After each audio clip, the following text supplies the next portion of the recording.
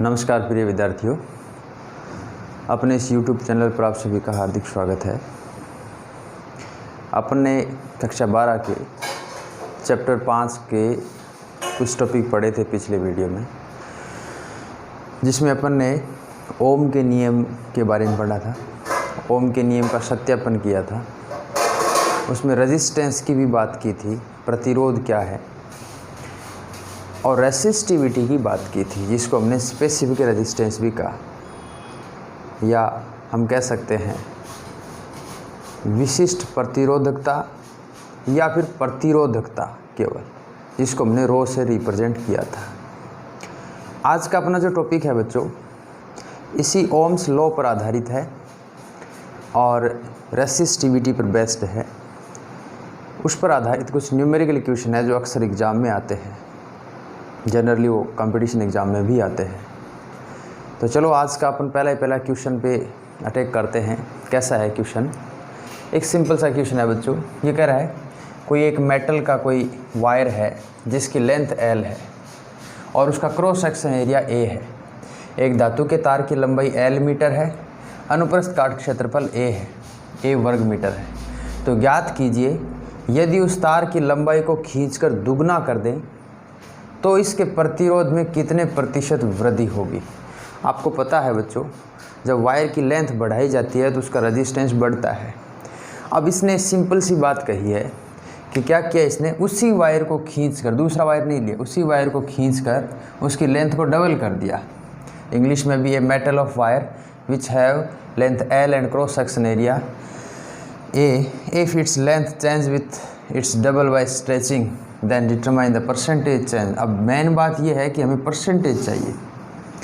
आपको पता होना चाहिए बच्चों, परसेंटेज का सिंपल सा सूत्र है कि आपके पास चेंज कितना आया बटा इनिशियल मान कितना था और इनटू 100। अगर आप ऐसे करते हो तो वो मान कहलाता है परसेंटेज। जैसे फाइनल रेजिस्टेंस मान लो R डैश आया, इनिशियल रेजिस्टेंस R था बट्टा इनिशियल रेजिस्टेंस R इंटू 100। ये जो मान है बच्चों, ये परसेंटेज, चाहे इंक्रीमेंट हो चाहे डिक्रीमेंट हो, ये कहलाता है, इसमें चेंज आया है परसेंटेज के रूप में। तो हम अपने को डिटरमाइन करना है बच्चों, फाइनल रेजिस्टेंस कितना है और इनिशियल रेजिस्टेंस कितना है। एक बात समझनी और पड़ेगी बच्चों इससे पहले, वो क्या है कि अगर आप किसी वायर को, मान लो ये वायर है, ये वायर है, इसकी लेंथ L है, पहले कितनी है, L लेंथ है इसकी। आपने इसको खींच दिया, किसी भी प्रकार से खींच कर इसकी लेंथ को कितना कर दिया, इसकी लेंथ को कर दिया आपने 2L। कितना कर दिया, 2L कर दिया बच्चों। इसकी लेंथ को डबल कर दिया जस्ट, यानी L डैश का मान कर दिया आपने 2L। अब एक बात समझने वाली है, आप अगर किसी चीज़ को खींच के लंबा करते हो, उसकी लेंथ बढ़ाते हो, तो उसका क्रॉस सेक्शन एरिया कम हो जाएगा, वो वायर पतला हो जाएगा। जैसे मान लो ये वायर है, आप इसको अगर खींचोगे तो इसकी मोटाई जो है या इसका क्रॉस सेक्शन एरिया ये जो है वो कम हो जाएगा, लेकिन इसके द्रव्यमान में यानी इसके मास में कोई कमी नहीं आएगी। तो हम कह सकते हैं लंबाई अगर डबल भी कर रहे हैं तो भी इसके मास में या इसकी डेंसिटी में कोई परिवर्तन नहीं आता। सिंपल समझना है बट बाकी तो आगे अपन स्पीड बढ़ा लेंगे। चलो समझते हैं बच्चों। हम जानते हैं, क्या जानते हैं बच्चों, चूँकि L लंबाई व A cross section area, since L length and A cross section area, अनुप्रस्थ काट क्षेत्रफल, अनुप्रस्थ काट क्षेत्रफल के तार का प्रतिरोध, आपको पता होना चाहिए बच्चों, रेजिस्टेंस R इक्वल होता है रो L अपॉन A। अंग्रेजी वाले क्या लिख सकते हैं इसको, since the resistance of wire, since resistance of wire which have L length L and L length and cross section area A, R is equal to होगा रो एल अपॉन ए। ठीक है, अब नीचे अपन लाइन लिखते हैं, यदि इसकी लंबाई को खींचकर दुगना कर दे, खींचकर दुगना कर दिया जाए, खींचकर दुगना कर दिया जाए, तो इसका द्रव्यमान अपरिवर्तित रहता है।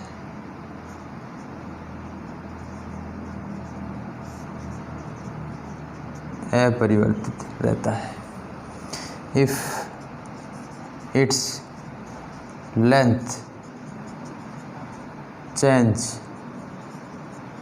Bye it's double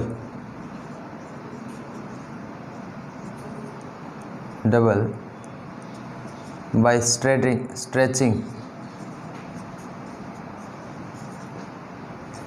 then its mass remain unchanged। ठीक है, यदि इसका द्रव्यमान घनत्व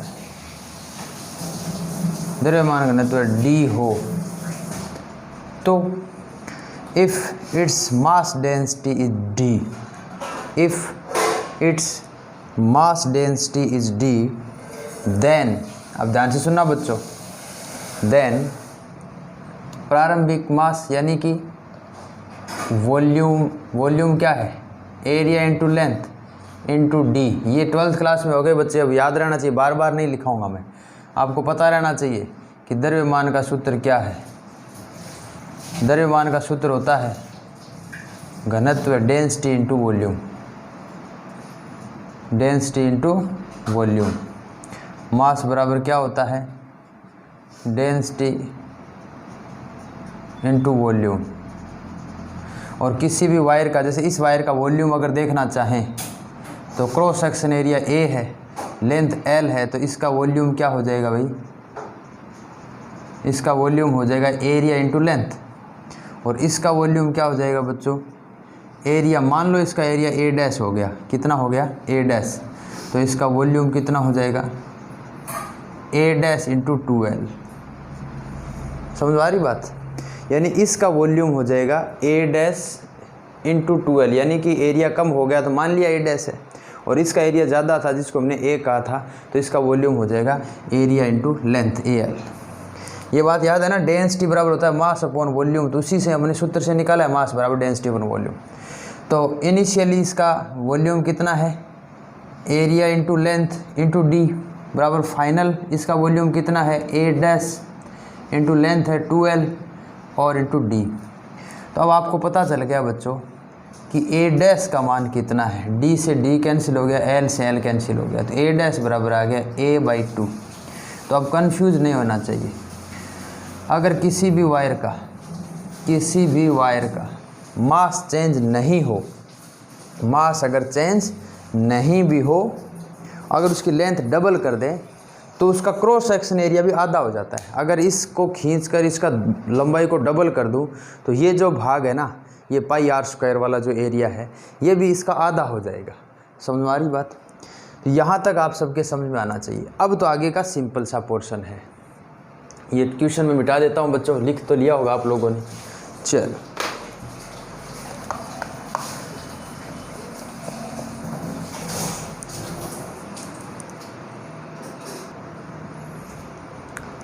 तो अब क्या है बच्चों, अपने पास फाइनल रेजिस्टेंस चाहिए, तो हम कह देंगे लंबाई में परिवर्तन के बाद प्रतिरोध R डैश बराबर रो। रेसिस्टिविटी कभी भी चेंज नहीं होती क्योंकि ये एक पर्टिकुलर पदार्थ की फिक्स होती है, रो L dash upon A dash.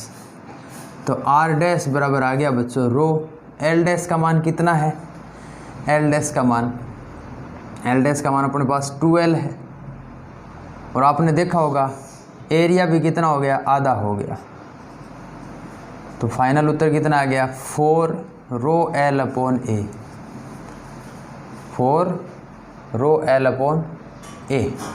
इसका मतलब बच्चों R डैश जो है वो ये मान आपको पता है किसका है, R का। तो 4 × R यानी प्रारंभिक जो रेजिस्टेंस था, इनिशियल जो रेजिस्टेंस था, प्रतिरोध था, उसका 4 गुना मान हो जाता है। देखो अगर आप तार की खींच के लंबाई दुगनी कर रहे हो तो प्रतिरोध उसका 4 गुना बढ़ गया, क्योंकि उसकी लंबाई को हमने बढ़ा दिया। आपको पता भी है कि लंबाई जितनी ज़्यादा होती है वायर की, प्रतिरोध उतना ही ज़्यादा होता है, रेजिस्टेंस उतना ही ज़्यादा होता है। अब अपन देखते हैं परसेंटेज कितनी उसमें वृद्धि हुई। अपना क्वेश्चन तो यही था कि परसेंटेज वृद्धि कितनी हुई। मैंने अभी आपको परसेंटेज का ये सब उतार लिया ना बच्चों, आप लोगों ने परसेंटेज में कितना चेंज आया। ये एक क्वेश्चन में आराम से करवा रहा हूँ बच्चों, तो आगे वाले में थोड़ी स्पीड रखेंगे, छोटी छोटी बातें ज़्यादा लिखने का प्रयास नहीं करेंगे।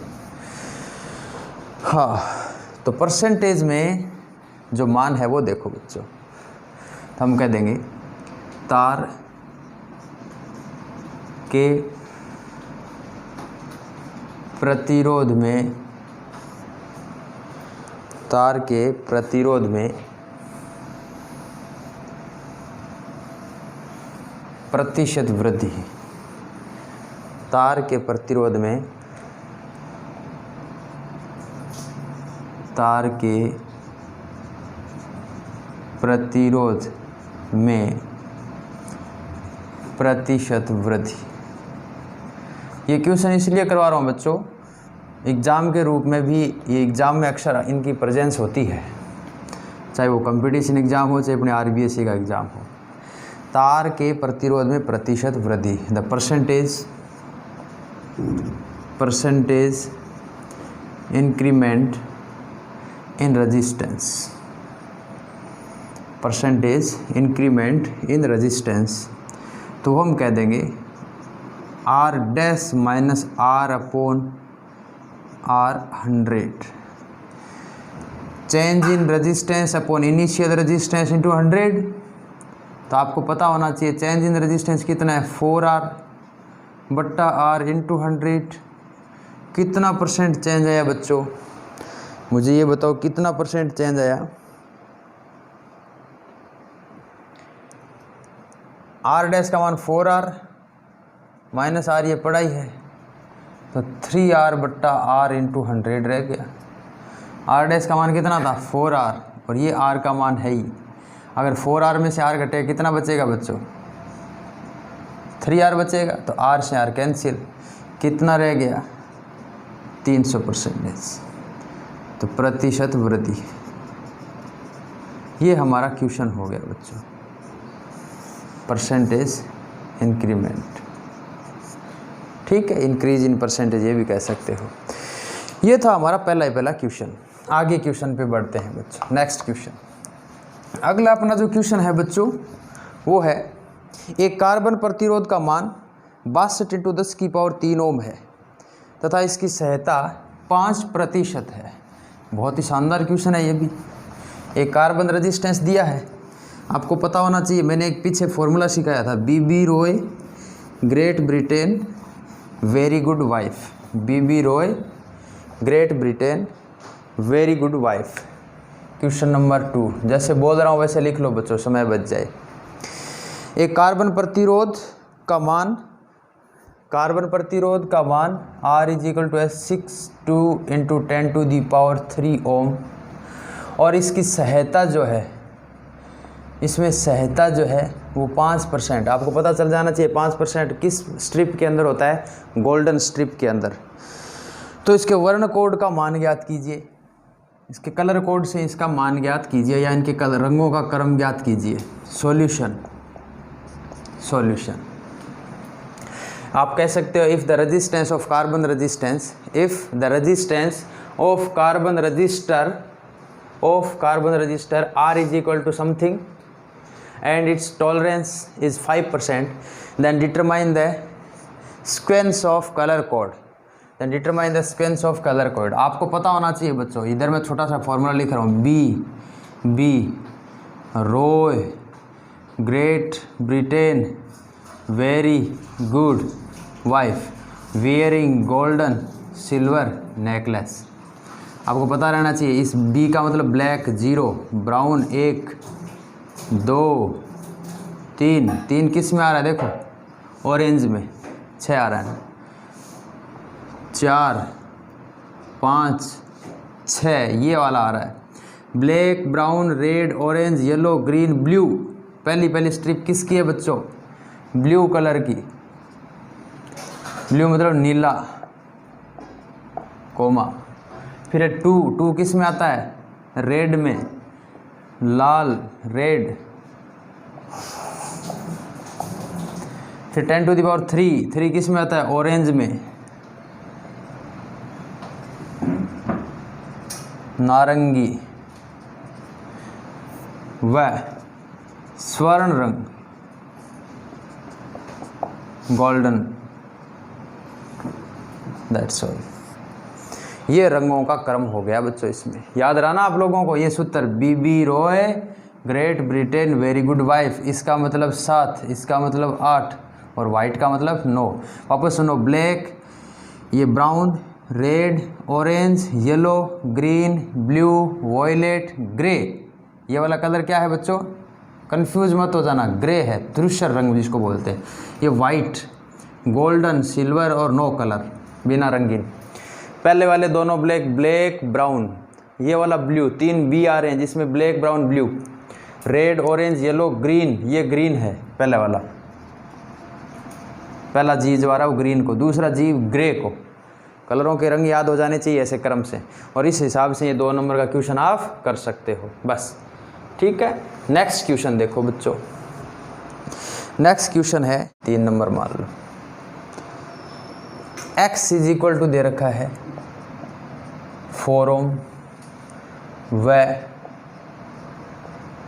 प्रतिरोधकता रेसिस्टिविटी, ये तो है रेजिस्टेंस, क्या है? रेजिस्टेंस, प्रतिरोध है। रेसिस्टिविटी जिसको y से रिप्रेजेंट किया है इसने, अक्सर हम लोग इसको रो से भी रिप्रेजेंट करते हैं। इसका मान है 48 into 10 to the power -8 ohm metre. समझ आ रही बात?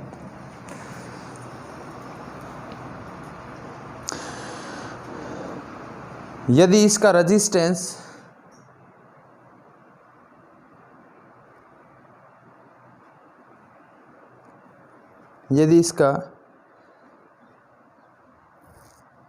रेजिस्टेंस डिटरमाइन करना हो, कब? जब इस कंडक्टर की लेंथ आधी कर दें। लेंथ क्या कर दें? आधी कर दें। लंबाई आधी करने पर x का मान इतना दे रखा है, प्रतिरोधकता इतनी दे रखी है, लंबाई आधी करने पर इसकी प्रतिरोधकता पर क्या प्रभाव पड़ेगा? प्रतिरोधकता पर क्या प्रभाव पड़ेगा? ये तो बच्चों मैंने बता रखा है, लंबाई भले ही आधी कर दो, प्रतिरोधकता तो, रेसिस्टिविटी तो है, depends on the nature of material. जिसका मटेरियल बना हुआ है उसी पर, उसके लिए रो का मान फिक्स रहता है।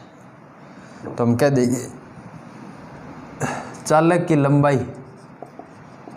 की लंबाई भले ही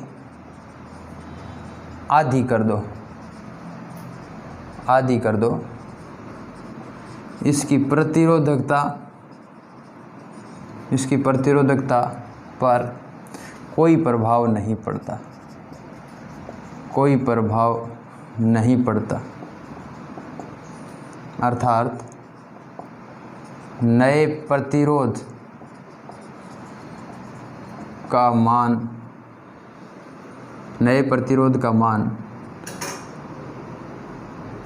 x डैश हो सकता है, परंतु y का मान 48 into 10 to the power -3 ohm metre ही रहेगा। ठीक है, ये क्वेश्चन में क्या पूछा था कि x का मान इतना है, प्रतिरोधकता इतनी है, यदि इसकी लंबाई आधी कर दें तो इसकी प्रतिरोधकता यानी इस पर क्या प्रभाव पड़ेगा? कोई प्रभाव नहीं पड़ेगा, क्योंकि ये पदार्थ की प्रकृति पर निर्भर करती है।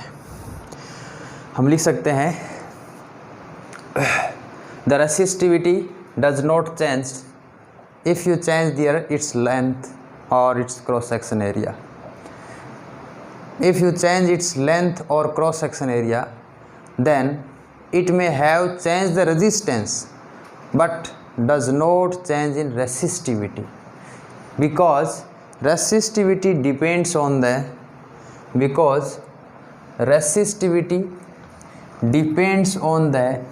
nature of material। ठीक है, अगला क्वेश्चन देखो बच्चों, नेक्स्ट क्वेश्चन। ये क्वेश्चन शानदार है। एक टंगस्टन का वायर है, टंगस्टन तार जिसकी लंबाई व काट क्षेत्रफल क्रमशः 1.5 मीटर एवं 0.6 × 10⁻⁻6 मीटर स्क्वायर है। सिरों के मध्य 0.90 वोल्ट का विभवांतर आरोपित किया जाता है, तो तार में प्रवाहित धारा का मान ज्ञात कीजिए। और इसने टंगस्टन की रेसिस्टिविटी भी दे रखी है। देखने वाली बात है, समझने वाली बात है। चलो, क्वेश्चन आपको स्क्रीन पे भी दिखेगा। क्वेश्चन क्या क्या दे रखा है, देखने वाली बात है। एक टंगस्टन का तो वायर है, टंगस्टन अक्सर उसी के ही प्रतिरोधक तार बनते हैं, क्योंकि इसका ताप गुणांक जो है ना वो बच्चों कम होता है, इसलिए इसका मान ज़्यादा रखा जाता है। मिश्र धातु है ये, नाइक्रोम है, टंगस्टन है, तो प्रतिरोधकता तो इनकी अधिक होती है, लेकिन टेम्परेचर कोफिशिएंट इनका कम होता है। टंगस्टन के तार की लंबाई तो जो है L वो तो 1.5 मीटर दे रखी है। क्षेत्रफल, कौन सा क्षेत्रफल होता है ये? अनुप्रस्थ काट क्षेत्रफल A, उसका मान 0.6 × 10⁻⁻6 मीटर स्क्वायर है। 10⁻⁻6 मीटर स्क्वायर है। तथा रेसिस्टिविटी रो का मान इसने दे रखा है 5.6 माफ करो 5.6 × 10⁻⁻8 ओम मीटर दे रखा है।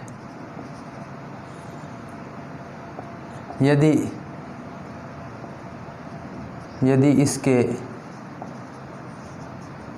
सिरों पर विभवांतर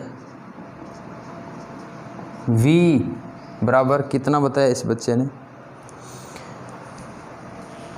0.90 वोल्ट आरोपित किया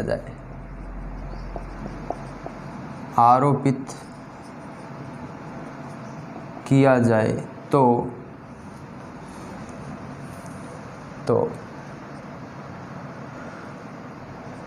इसमें प्रवाहित धारा का मान, इसमें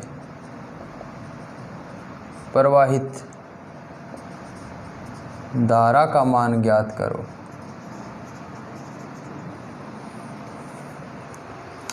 the length of tungsten wire L = इतना and cross section area A = इतना एंड रेसिस्टिविटी रो = इतनी। if the potential difference across the conductor V = है 0.90 volt, then determine the current flow in this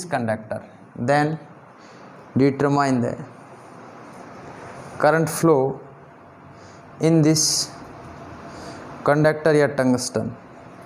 ठीक है, ये तो हो गया क्वेश्चन। अपने को सॉल्यूशन में पहले क्या चाहिए बच्चों? करंट I का फॉर्मूला होता है V/R, हमें चाहिए R, चूँकि R होता है ρL/A। आगे बात समझ। रो का मान दे रखा है, कितना दे रखा है रो का मान? 5.6 × 10⁻⁸ इंटू एल का मान दे रखा है 1.5 मीटर अपॉन एरिया का भी मान दे रखा है 0.6 इंटू 10⁻⁻6 मीटर स्क्वायर। तो आर का मान आ गया बच्चों मेरे पास 0.14 ओम, ये आर का मान। अब कह देंगे अतः करंट सिंस विद्युत धारा I बराबर V अपॉन आर, V का मान 0.90 अपॉन 0.14, तो करंट का मान कितना आ जाएगा बच्चों 6.43 एम्पियर। भाग दे दो भाई, 90 में एक प्रकार से 14 का भाग देना है, ठीक है। तो ये आ गया उस टंगस्टन के अंदर करंट का वैल्यू। दैट्स ऑल, समझ में आई होगी आपके बात ये, ठीक है। आगे अपन चलते हैं बच्चों। तो अब का अपना टॉपिक क्या है, प्रतिरोध एवं प्रतिरोधकता पर ताप का प्रभाव। बच्चों रेजिस्टेंस और रेसिस्टिविटी पर टेम्परेचर का इफेक्ट क्या है, इसमें हमने पहले कंडक्टर को लिया है। अब जनरली अपन बात कंडक्टर की कर रहे हैं, वैसे अपन कंडक्टर की बात करेंगे, इंसुलेटर की बात करेंगे और सेमीकंडक्टर की भी बात करेंगे कि इंसुलेटर पर टेम्परेचर बढ़ाने से किस प्रकार की कंडीशन आती है, रेसिस्टिविटी बढ़ती है या घटती है, या कंडक्टर जो है उसमें टेम्परेचर बढ़ाते हैं तो रेसिस्टिविटी बढ़ती है या घटती है, यानी प्रतिरोध या प्रतिरोधता बढ़ते हैं या घटते हैं। जनरली एक बात ध्यान में रखो बच्चों, कंडक्टर को अगर आप टेम्परेचर बढ़ाते हो तो उसकी रेसिस्टिविटी या प्रतिरोध दोनों बढ़ते हैं और कंडक्टिविटी घटती है। जबकि इंसुलेटर जो कि अचालक या कुचालक है, उसका अगर टेम्परेचर बढ़ाते हो तो उसकी प्रतिरोधकता एवं प्रतिरोध घटते हैं और कंडक्टिविटी बढ़ती है। विद्युत का चालन में उसमें थोड़ी वृद्धि होती है और रेसिस्टिविटी घटती है। एक बात याद रखिए, प्रतिरोध जिसका कम होता है उसमें धारा का मान ज़्यादा प्राप्त होता है, अर्थात उसकी चालकता ज़्यादा है, कंडक्टिविटी उसकी ज़्यादा है। कंडक्टिविटी ज़्यादा होने का मतलब रेसिस्टिविटी कम है। हमने एक रिलेशन भी ज्ञात किया था, याद हो तो, कंडक्टिविटी जिसको सिग्मा से रिप्रेजेंट करते हैं वो हमेशा रेसिस्टिविटी का इन्वर्सली प्रोपोर्शनल होता है। क्या होता है? इन्वर्सली प्रोपोर्शनल होता है। या रेसिस्टिविटी जिसकी ज़्यादा है उसकी कंडक्टिविटी भी कम हो सकती है, एक दूसरे के उल्टे हैं। कंडक्टिविटी जो है बच्चों उसका जो मात्रक होता है वो महो होता है। क्या होता है? महो। ओम इनवर्स भी बोलते हैं कई बार इसको, ठीक है, ओम इनवर्स, मीटर इनवर्स। चलो बच्चों आगे बढ़ते हैं अपन। अब आ जाते हैं अपने टॉपिक पर। मैंने पहले से ही लिख लिया है समय बचत के लिए। प्रतिरोध एवं प्रतिरोधकता पर ताप का प्रभाव, effect of temperature on register and resistivity. Register मतलब आर, रेजिस्टेंस जिसको हम कहते हैं, रेसिस्टिव मतलब रो। कई किताब वाले इसको वाई से भी लिख देते हैं। तो पहले एक नंबर मैंने लिया धात्विक चालकों के लिए, फॉर मेटेलिक कंडक्टर के लिए। मेटेलिक कंडक्टर में हम जानते हैं कि रो का जो सूत्र है, पीछे वाले डेरिवेशन में हमने सीखा था, रो बराबर होता है m/n(e²) tau. Since in conductor resistivity rho is equal to m/n(e²) tau, जिसमें m, n और e ये कांस्टेंट है बच्चों। m क्या है? मास ऑफ इलेक्ट्रॉन जो फिक्स होता है 9.1 × 10⁻⁻31, ये फिक्स है, कांस्टेंट है। n क्या है? संख्या घनत्व है, किसी भी चालक के यूनिट वॉल्यूम में इलेक्ट्रॉन कितने हैं। एकांक आयतन में मुक्त इलेक्ट्रॉनों की संख्या जो है वो हर एक चालक की फिक्स होती है बच्चों, कांस्टेंट होती है। आप जो तांबा लोगे, तांबे में एकांक आयतन में इलेक्ट्रॉन कितने हैं, उसी हिसाब से अगर आप चांदी लोगे, प्लेटिनम लोगे, लोहा लोगे, सिल्वर की बात करें, तो ये सब क्या है? यूनिट वॉल्यूम के अंदर इन सब में नंबर ऑफ इलेक्ट्रॉन फिक्स है, जिसको हम कहते हैं संख्या घनत्व है, नंबर डेंसिटी, n से रिप्रेजेंट करते हैं। ये भी कांस्टेंट है। E है चार्ज, इलेक्ट्रॉन का चार्ज भी फिक्स है 1.6 × 10⁻⁻19 कूलम, ये भी फिक्स है। अब बचा क्या? टाउ। ये जो टाउ है ये है विश्रांति काल, रिलैक्सेशन टाइम। यानी कि इलेक्ट्रॉन अगर एक टक्कर यहाँ कर रहा है, दूसरी टक्कर दूसरी जगह कर रहा है, तो दो टक्करों के बीच टाइम कितना लिया इसने, ये टाइम कहलाता है रिलैक्सेशन टाइम। इसकी मैंने डेफिनेशन लिखाई थी, the time taken to continuous two collisions by the free electrons. दो क्रमागत टक्करों के बीच लगने वाला समय विश्रांति काल है।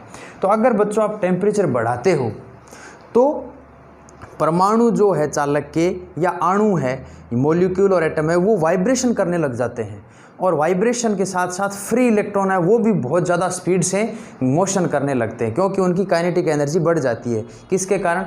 थर्मल एनर्जी के कारण। जैसे जैसे आप टेम्परेचर बढ़ाओगे तो कंडक्टर के अंदर थर्मल एनर्जी इंक्रीज होगी, जो इलेक्ट्रॉन एक्सेप्ट करेंगे, एब्जॉर्व करेंगे उसका, और वो ज़्यादा मोशन से मूव करने लगेंगे। जैसे जैसे वो ज़्यादा गति करेंगे, ज़्यादा स्पीड से गति करेंगे, तो उनके कोलिजन का टाइम जो है वो कम हो जाएगा।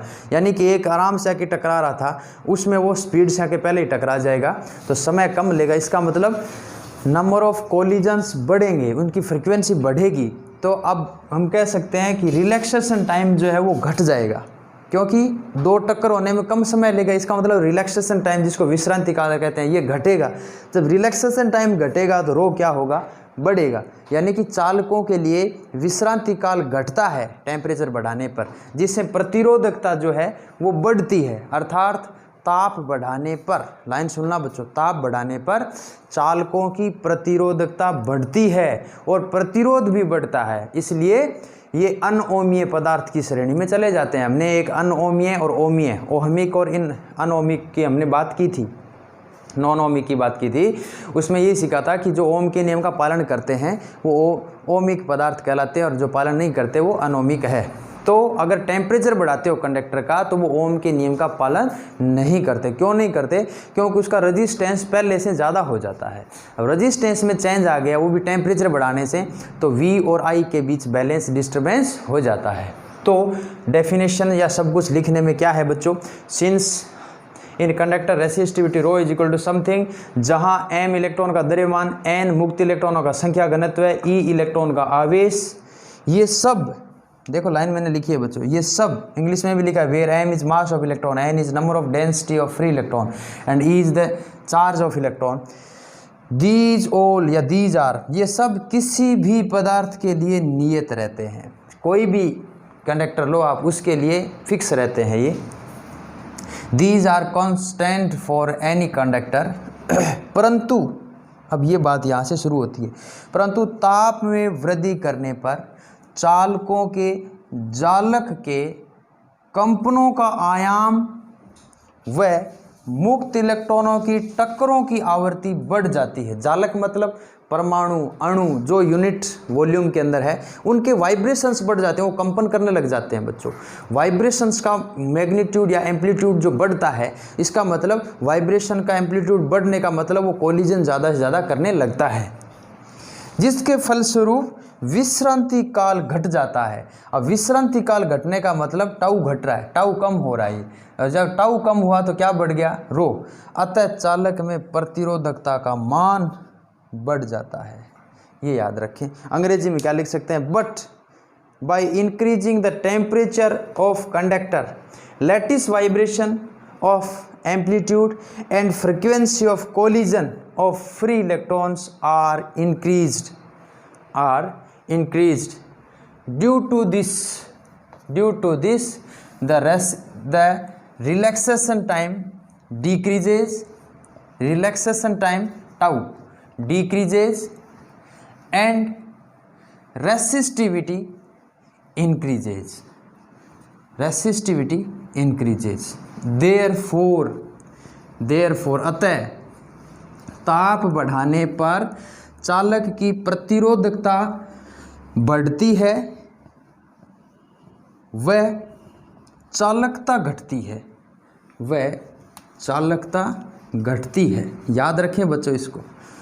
क्या करने पर? टेम्परेचर इंक्रीज करने पर। अतः ताप बढ़ाने पर चालक की प्रतिरोधकता यानी रो बढ़ती है, वह चालकता घटती है।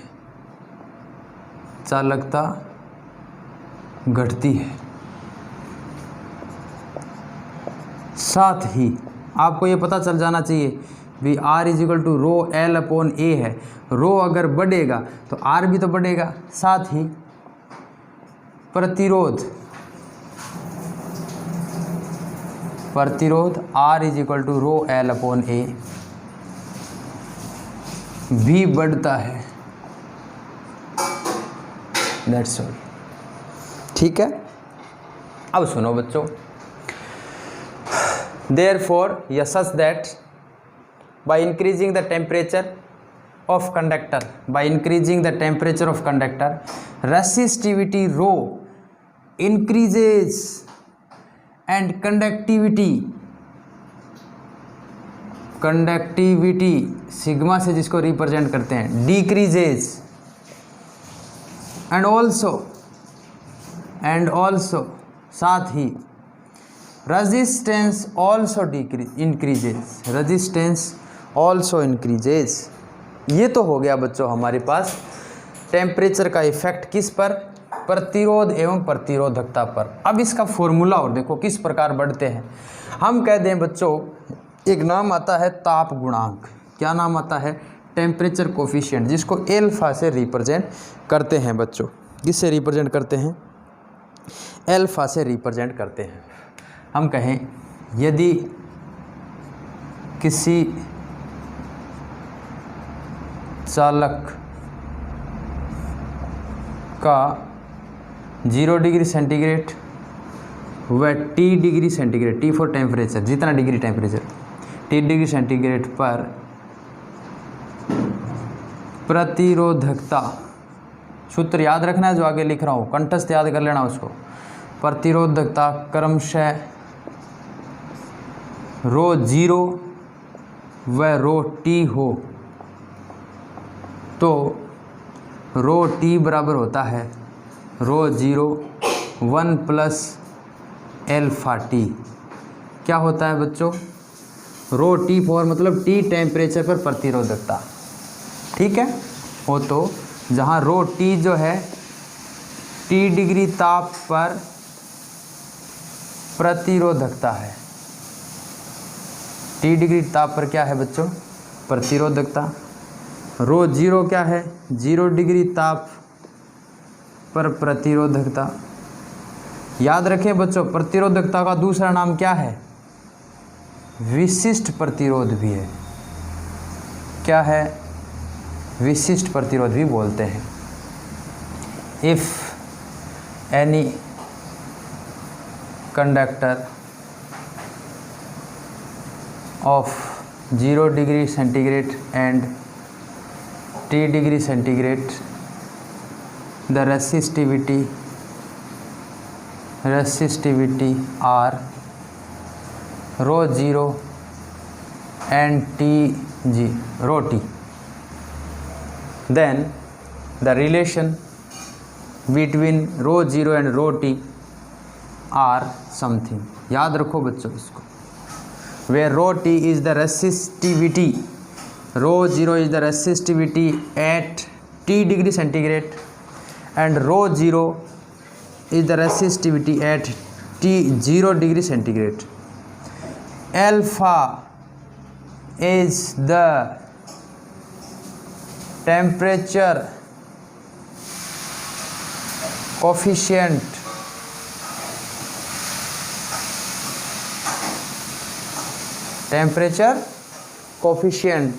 ताप गुणांक है बच्चों। ये क्या है? ये फिक्स होता है हर एक मटेरियल के लिए, जो प्रत्येक पदार्थ के लिए प्रत्येक पदार्थ के लिए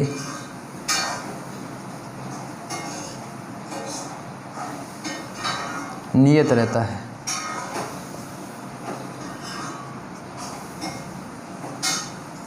ठीक है, हर एक पदार्थ का उसका अलग अलग एल्फा का मान होता है। जैसे पहले भी मैंने रो के लिए बताया था कि हर एक मटेरियल का नॉर्मल टेम्परेचर पर रो फिक्स होता है, लेकिन टेम्परेचर बढ़ाने पर रो चेंज हो रहा है। ठीक है, जहाँ एल्फा एक नियतांक है जिसे पदार्थ की प्रतिरोधकता ताप गुणांक भी कहते हैं। यह पदार्थ की प्रकृति पर निर्भर करता है, अर्थात प्रत्येक पदार्थ के लिए फिक्स रहता है। It is depend on the nature of material. कुछ एल्फा के जो मान है बच्चों, जैसे चांदी के लिए 4.1 × 10⁻³ और तांबे के लिए 3.9 × 10⁻³ एल्यूमिनियम के लिए 4.3 × 10⁻³, टंगस्टन के लिए 4.5 × 10⁻³ इस प्रकार पारे के लिए 0.9 × 10⁻³ समथिंग। मिश्र धातुओं के लिए जैसे नाइक्रोम है, मैग्नीन है, कंस्टनन है, इन सब के लिए ये जैसे एक उदाहरण दूं, एल्फा का मान कंस्टनन के लिए 0.001 × 10⁻³ सबसे कम जो है ताप गुणांक का मान किसके लिए है बच्चों? कंस्टनन के लिए, ठीक है, जिसको हम लोग टंगस्टन भी बोलते हैं एक प्रकार से। नाइक्रोम के लिए 0.4 × 10⁻³ है और मैग्नीन के लिए 0.002, मैग्नीन के लिए 0.002 × 10⁻³ ये डिग्री इनवर्स सेंटीग्रेड होता है, ये याद रखें बच्चों। इसका जो मात्रक है ये प्रति सेंटीग्रेड होता है, इनवर्स में होता है इसका मान। क्यों होता है इनवर्स में मान? देखने वाली बात है। अगर मैं इसको इधर लेना जाऊँ तो एल्फा का मान देखना अब क्या आएगा। एल्फा का मान देखो बच्चों, इसी के अंदर, इस एल्फा को अंदर ले जाओ, ρT = ρ0 + ρ0 alpha t which implies, इसको इधर लाओ तो क्या माना जाएगा? ρT - ρ0 यही आएगा अपॉन ये नीचे भेज दो ρ0 × t। देखो ऊपर का इसका जो भी मान आएगा वो रेसिस्टिविटी का यूनिट में होगा। नीचे वाला रेसिस्टिविटी है तो ये यूनिट से यूनिट कैंसिल, नीचे क्या टेम्परेचर है T, तो इसका मतलब इसकी जो वैल्यू आएगी डिग्री सेंटीग्रेड इनवर्स, इसका मात्रक आएगा। एल्फा का मात्रक क्या आएगा? Degree centigrade inverse. एल्फा = ये माना जाएगा। लिख दो बच्चों ये सारा।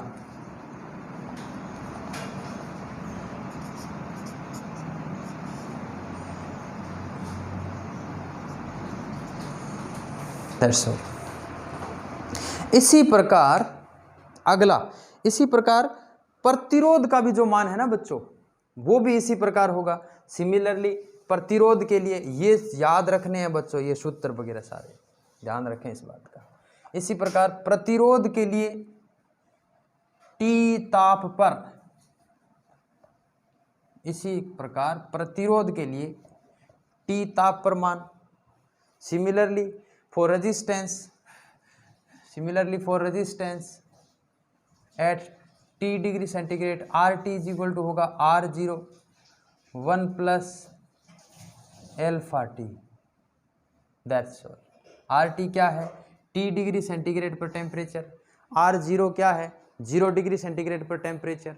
एल्फा क्या है? Temperature coefficient. और T क्या है? टेम्परेचर, ताप, कितना डिग्री सेंटीग्रेड पर इसका मान। आपको क्वेश्चन में कई बार आ सकता है कि 0 डिग्री सेंटीग्रेड पर टेम्परेचर इतना है और इस मटेरियल का टेम्परेचर कोफिशिएंट एल्फा का मान समथिंग दे दिया, 0.001 दे दिया, × 10⁻³ दे दिया, तो 25 डिग्री सेंटीग्रेड पर इसका रेजिस्टेंस कितना होगा। तो आपको T की जगह 25 डिग्री सेंटीग्रेड एल्फा का मान लिखा हुआ है, ये R0 का मान 0 डिग्री सेंटीग्रेड दे दिया, वैल्यू रखो, उत्तर आ जाएगा। ठीक है, ये तो हो गया अपना कंडक्टर के लिए बच्चों। किसके लिए हो गया? कंडक्टर के लिए। एक बात और इम्पोर्टेंट है जो कई बार कंपटीशन क्वेश्चनों में आई हुई है बच्चों। देखो आपको क्वेश्चन में पूछा जा सकता है कि जैसे नाइक्रोम है, नाइक्रोम एक मिश्र धातु मटेरियल है, नाइक्रोम को रेजिस्टेंस बनाने में प्रयुक्त क्यों किया जाता है? नाइक्रोम को रेजिस्टेंस बनाने में प्रयुक्त क्यों किया जाता है? ठीक है, किसको बच्चों? नाइक्रोम को रेजिस्टेंस बनाने में प्रयुक्त क्यों किया जाता है? इसके लिए मैं लिख लेता हूं पहले। तो नाइक्रोम के लिए मैं क्या बता रहा था कि नाइक्रोम जो है वो मिश्र धातु है, ओले है, दो मटेरियल का या दो सब्सटेंस का। एक नाइक्रोम है, एक क्रोमियम है।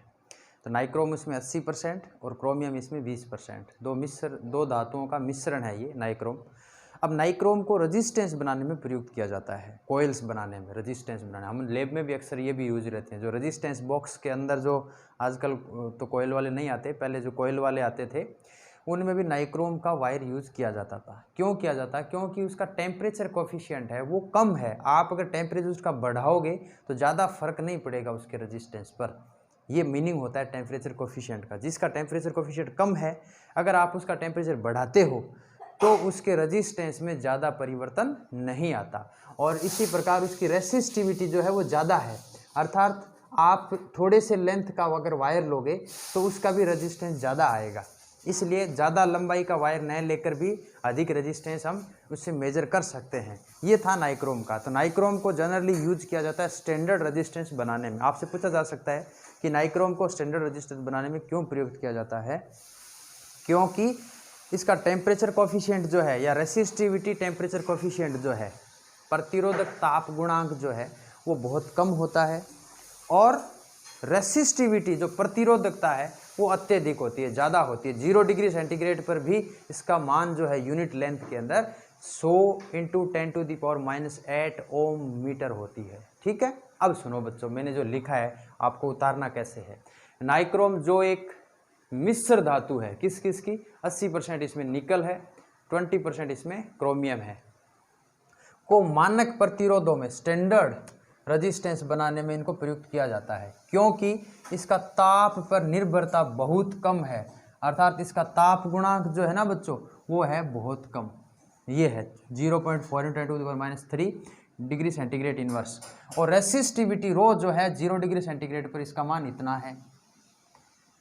ऐसे ही मैंने फिर लिखा है नाइक्रोम विच इज ओले, किस किस का, 80% निकोल है और 20% इसमें क्रोमियम है, used for manufacturing standard resistance because its temperature coefficient is low, कितना है ये, and resistivity is high, resistivity rho ये कितना है, हाई है।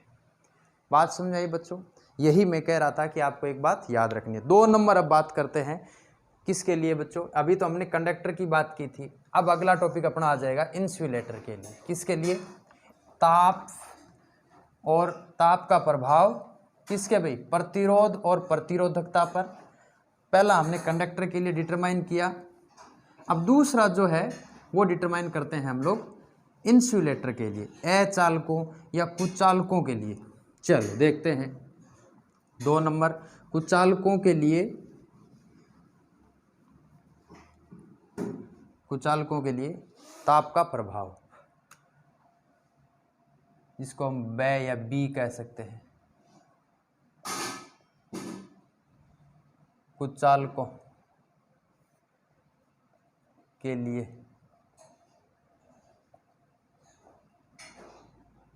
ताप का प्रभाव, ठीक है। तो इनका रेजिस्टेंस और कैसे चेंज होता है? Effect of temperature on insulator, effect of temperature on insulator, ठीक है। अब एक बात याद रखो बच्चों, कुचालकों में अगर आप टेम्परेचर देते हो, इंसुलेटर को आप टेम्परेचर देते हो, तो उसकी रेसिस्टिविटी घटती है, और वो भी चरघातांकी रूप में घटती है, एक्सपोनेंशियल टर्म में घटती है, एक्सपोनेंशियल टर्म्स के अंदर घटती है। कैसे घटती है देखो, अगर टी टेम्परेचर पर उसकी रेसिस्टिविटी देखें तो रो टी बराबर होता है ρ0 e⁻⁻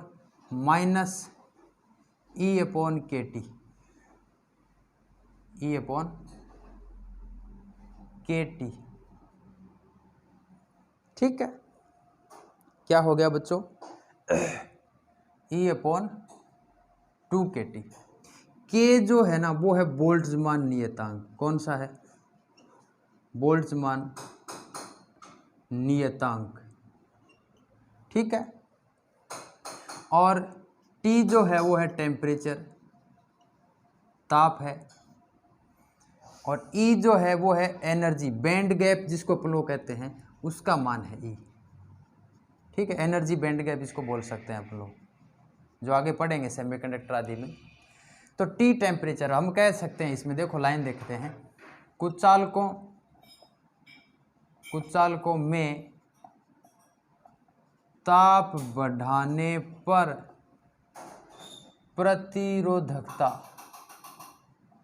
प्रतिरोधकता चरघातांकी रूप से चरघातांकी रूप से घटती है। Temperature in insulator the resistivity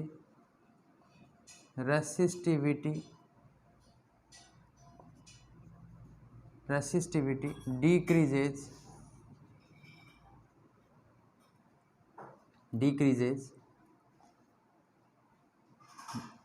exponentially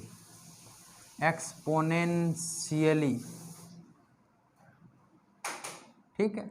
इसको बोलते हैं चरघातांकी हिंदी में, ई की पावर के रूप में घटना। ये जो है ना, ई चार्ज नहीं है, ध्यान रखें।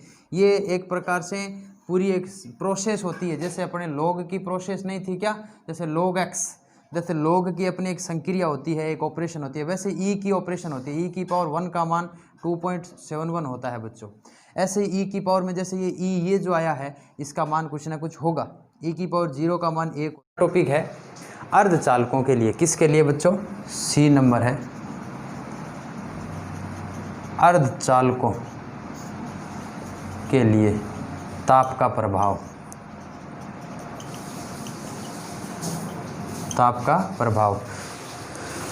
Effect of temperature for semiconductor. किसके लिए? सेमीकंडक्टर के लिए। बच्चों इसका अपना पर्टिकुलर एक पूरा टॉपिक आएगा अर्धचालकों के लिए वाले में। अर्धचालकों का पूरा एक अपन चैप्टर भी पढ़ेंगे। हालांकि इसमें है क्या, टेम्परेचर बढ़ाने पर इसकी प्रतिरोधकता घटती है, याद रखें बच्चों, और काफ़ी मात्रा में घटती है। इसमें तो नए के बराबर थोड़ा चेंज आता है रेजिस्टेंस वाले में तो, लेकिन सेमीकंडक्टर के अंदर टेम्परेचर बढ़ाने पर प्रतिरोधकता बहुत अधिक घटती है और कंडक्टिविटी जो है बहुत ज़्यादा मात्रा में बढ़ती है। कैसे बढ़ती है देखो, अर्धचालकों में ताप बढ़ाने पर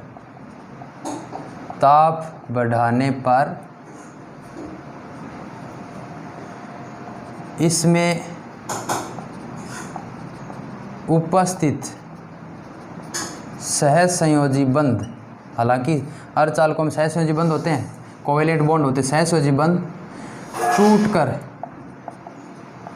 टूटकर होल व मुक्त इलेक्ट्रॉन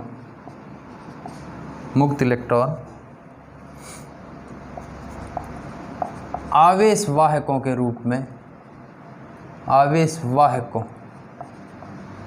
रूप में उत्पन्न करते हैं,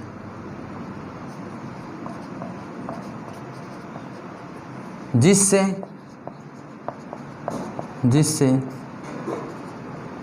अत्यधिक मात्रा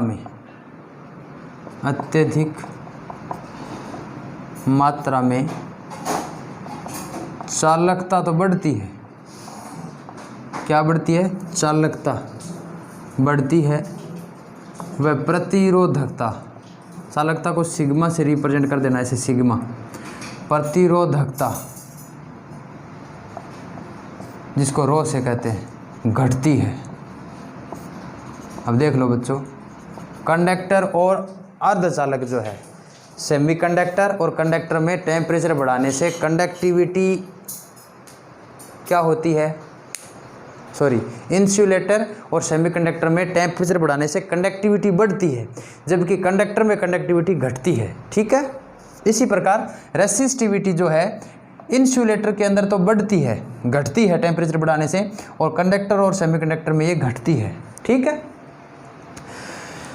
in the semiconductor by increasing the temperature covalent bonds are break down and free electron and hole are generated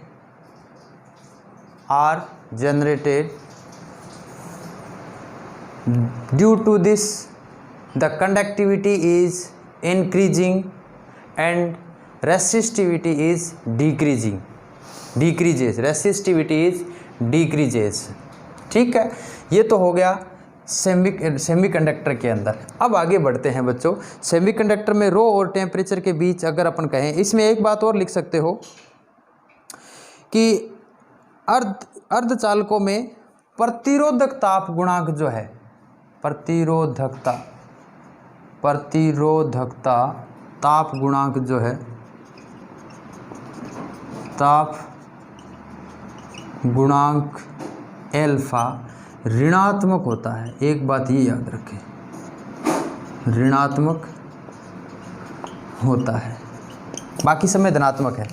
इसमें सेमीकंडक्टर के अंदर एल्फा का मान जो है वो नेगेटिव होता है। किसका मान नेगेटिव होता है? एल्फा का। लास्ट टॉपिक आज का बच्चों अपने इस वीडियो का वो है अतिचालक। कौन से पदार्थ हैं? अतिचालक। ठीक है, अतिचालक एक प्रकार से किसी पदार्थ का एक विशिष्ट गुण है जो एक पर्टिकुलर टेम्परेचर पर प्रतिरोध का मान 0 दर्शाता है। कितना दर्शाता है बच्चों? 0।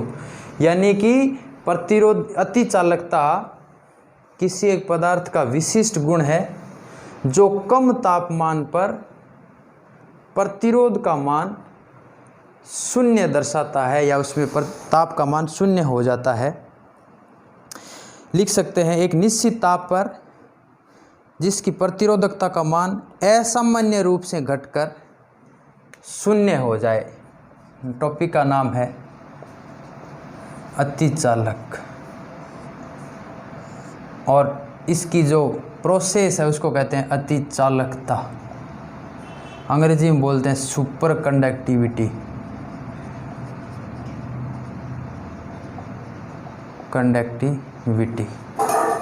Super conductivity. ठीक है,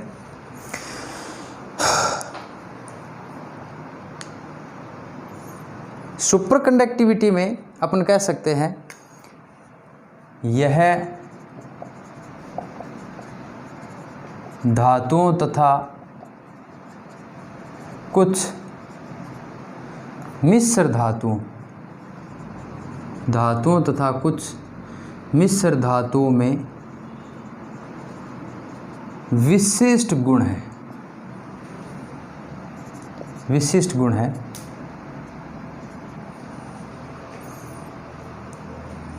जो एक निश्चित ताप पर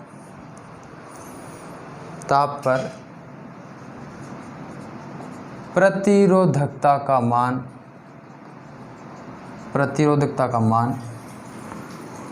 असामान्य रूप से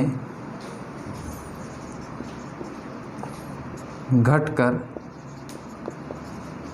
0 हो जाता है। यानी कि इसमें अगर एक बार आपने करंट प्रवाहित कर दिया तो अनंत समय के लिए वो करंट फ्लो होता रहेगा। ऐसे कंडक्टर की जो प्रॉपर्टी है वो कहलाती है सुपर कंडक्टिविटी। और जनरली पारे के लिए इसका जो मान है टेम्परेचर का वो 4.2 केल्विन पाया गया। कितना पाया गया? 4.2 केल्विन। ठीक है, ऐसे ही अन्य मटेरियल के लिए भी इसका मान अलग अलग टेम्परेचर पर मान पाया गया। ऐसे पदार्थ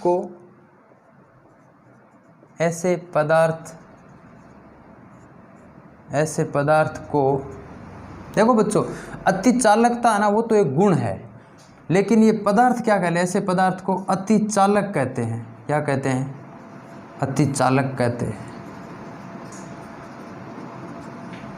अंग्रेजी में क्या लिख देंगे? ऐसे पदार्थ को अतिचालक कहते हैं। वह पदार्थों के इस गुण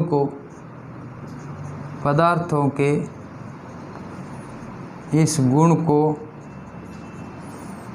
अतिचालकता कहते हैं। याद रखें बच्चों, the property of material at which it's resistivity become 0 at a specific temperature। ठीक। The property of material at which it's resistivity become zero at specific temperature, this material is called superconductor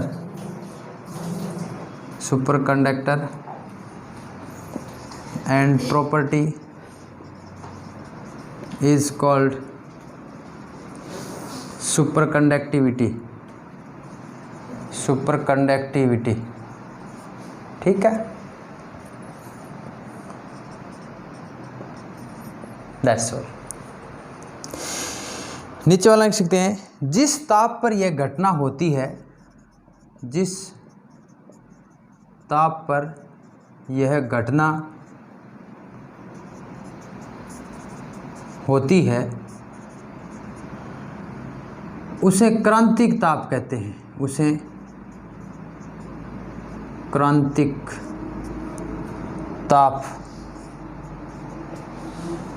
क्रांतिक ताप कहते हैं।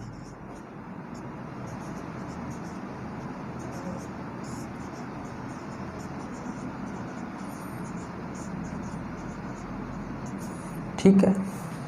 The temperature at which this process occurred, the temperature at which this process occurred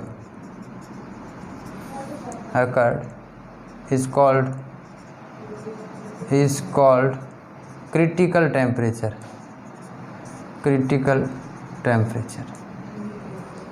ठीक है। और इस घटना को सबसे पहले कार्मलिंग ऑनेंस ने बताया था, ठीक है। किसने बताया था? इस घटना को 1911 में एक साइंटिस्ट था जिसका नाम था कार्मलिंग ऑनेंस ने इसको रिप्रेजेंट किया था, बताया था। और सबसे पहले पारे के लिए इसने देखा था कि 2.4 केल्विन टेम्परेचर पर उसका रेजिस्टेंस है वो जीरो हो जाता है। कितना हो जाता है? जीरो हो जाता है। किसके लिए? मरकरी के लिए। फॉर मरकरी एग्जाम्पल में लिख सकते हो, पारे के लिए इसका क्रांतिक ताप जो है, क्रिटिकल टेम्परेचर जो है वो 4.2 केल्विन है, जिस पर इसका रेजिस्टेंस जीरो हो जाता है, ठीक है। अब क्या है, सुपर कंडक्टर जो है उनका यूज क्या है? सुपर कंडक्टर से हम अधिक शक्तिशाली मैग्नेट बना सकते हैं।